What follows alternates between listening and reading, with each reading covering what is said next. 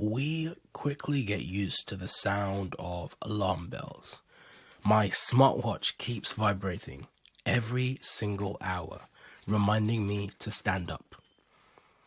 And you see, I turned on that feature because I know that sitting for too long is unhealthy. And when I say I know, I know. I know it in my head. I've read all the studies and I feel it in my bones. I get all of the stiffness and soreness and general discomfort. They say sitting is the new smoking.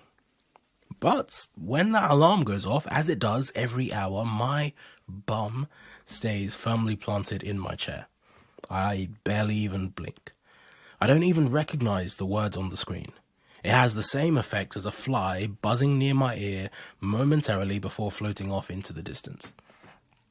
And we act as though our comfort is too sacred to sacrifice, even though surely something in the back of your head knows that the comfort you refuse to sacrifice today will become the discomfort you're forced to live with tomorrow, once the warnings fade away and you're stuck with the inevitable consequences. How quickly do alarm bells fade into background ambiance? Ask your morning alarm or the notifications from your Habit app. At scale, ask our planet. Because we hear that the planet is dying and we nod our heads. Oh no, we once gasped, what a terrible plight. But now, telling you about climate change is like telling you it's Tuesday. And I sure hope somebody does something about that. But our bums stay firmly planted in our chairs. Now, I'm not asking you to pull on your supersuit and go out and save the world. I'm just commenting on how frequently notification systems that are aimed at shocking us into action quickly become mundane.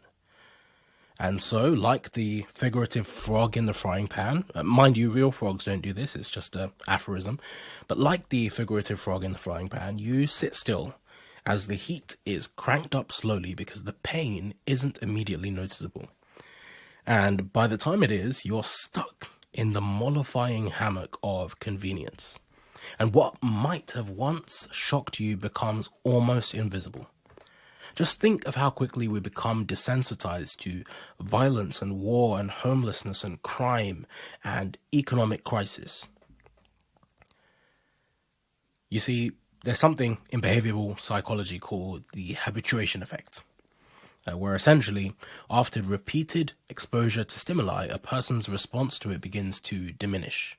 Essentially, the more you see something, the more forgettable it becomes. So, noise from an outdated air conditioning machine might irritate you when you first enter a room, but 20 minutes later, you may hardly notice. And it goes back to something I've discussed previously in my newsletter, where essentially the brain is an expensive machine, expensive metabolically, because it's always budgeting and always forecasting, and it's constantly making predictions of the world around us. So something that's new and unexpected may be immediately jarring because your brain hasn't prepared for it. But if it's something that becomes constant, you won't spend any additional time processing it. If your brain knows it's not dangerous, or you teach your brain it's not dangerous, it just fades it into the background. And so despite our incredible intellect, we spend the majority of our days running completely on autopilot. As an example, how frequently do you check your phone? I shared a screenshot of mine, which was quite embarrassing in the newsletter.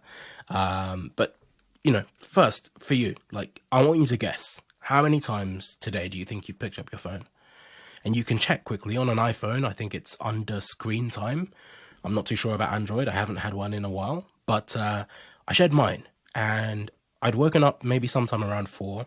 Because the first time I picked up my phone was 4:15. And by 7:30, as I was writing the newsletter, I'd already picked up my phone 12 times. And I thought in my head, I was working. I'd barely touched my phone. But it just happens automatically. It's autopilot. You just check for notifications. You roll out of bed, you check. Anything happens, the screen flashes. It doesn't matter what you think came up. You are habituated to checking your phone. It's an automatic reflex. There's another example I shared in the newsletter where I showed an image of 3 triangles, and they all have words in them, a sentence in each. And so as a challenge, I said, try and read the sentences out loud. The first one says Paris in the spring, the second once in a lifetime, and the third said bird in the hand.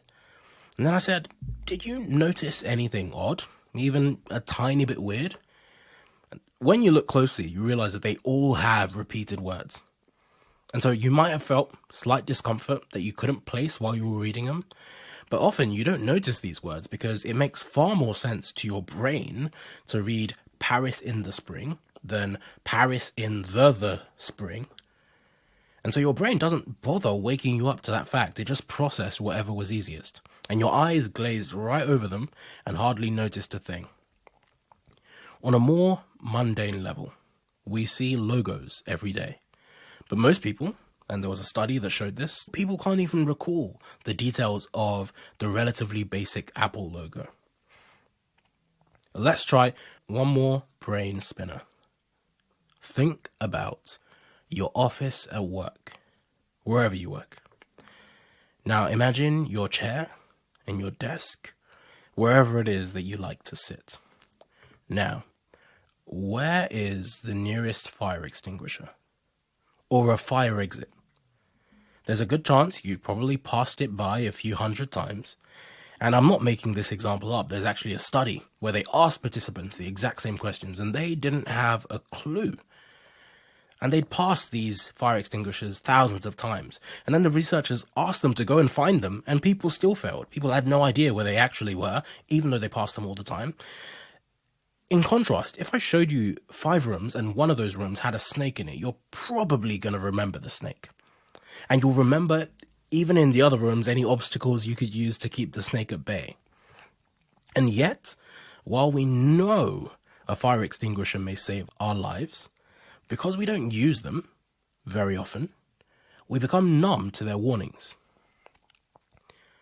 As another example, think of how you listen to the air safety instructions the first time you were on a plane. I'm assuming you've taken a flight. Forgive me. Maybe this is my privilege speaking. But, think of how you listened to those instructions the first time you took a plane. I've taken maybe a few hundred flights at this point. I've been to about 40 countries or so. I think 45 countries. But now, I don't even take my headphones off to listen to what they're saying. You already know what they're going to say. Something, something, something. The air mask falls. You put on your own before helping others. Something, something. You look at the exits. I don't know. And then you go down the big yellow slide. Right? That's basically it.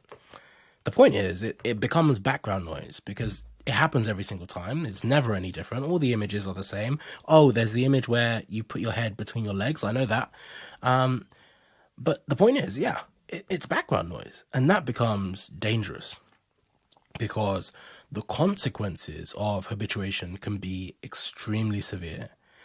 And in certain circumstances, it could be the difference between life and death, just like on the plane and with the fire extinguishers. And there's another phenomenon that happens frequently enough to have its own name, which is forgotten baby syndrome, which essentially is where, a sleeping newborn is left behind in a car because parents or people get used to the routines they have. They do them on autopilot and they just completely forget. If the baby isn't crying, you almost forget it's there. I mean, you just go about your routines. You go shopping, you go do this, you go do that, and you completely forget that you had a baby in the car. But occasionally, our amnesia is selective.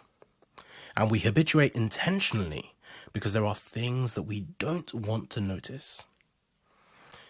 When we set an alarm for ourselves, frequently we're also attempting to install a time machine, hoping that when the bell rings, a more productive version of ourselves will emerge. We do this when we go to sleep. We do this when we take naps. We do this when we say, I'll watch one more show, just 20 minutes, and then I'll get on with this work. And we assume that the person on the other side of this will actually be the person that wants to wake up and wants to be productive and wants to be on the hook for getting things done. And sometimes we grow accustomed to our personal failures. When you fail so often, you accept it as a natural consequence. We make small adaptations to our identities. You may accept that you are a little lazy, or not great with people, or you have anger issues. But more frequently, we actually reject and ignore those failures. We just sweep them quietly under the carpet. And the alarm becomes invisible because it's painful to realize and acknowledge that we are acting in a way that is inconsistent with our personal narrative. And so you ignore the fact that your first alarm failed to provoke action. You can just try again next time. This way, you can protect your ego and your self-image, and you just move on. So you don't dwell on it. You don't spend any time, or you spend very little time thinking about what caused the behavior and how to avoid falling into the trap going forwards. You just pile some leaves over the hole you just fallen into, and you march forwards thinking you can simply avoid it in future. Eventually, however, we usually realize that by covering up our failures, not only are they shrouded from others, but we become blind to them ourselves. And the more you ignore it, the bigger the hole gets. And you will keep falling into this widening pit until you decide to take responsibility for it. And it's not enough just to put loud and vibrant signs up warning of the danger. You must actually cordon off the area to avoid stumbling into it while drunk or angry or confused or otherwise preoccupied. And then, and only then, can you commit to doing the real work, which is fixing the hole. And you must fill the hole. You must plug the gap. You must fix the deficiency. You can't ignore it, hoping that it fades into the background, because otherwise the hole becomes too large to climb out of and the deficiency becomes your identity.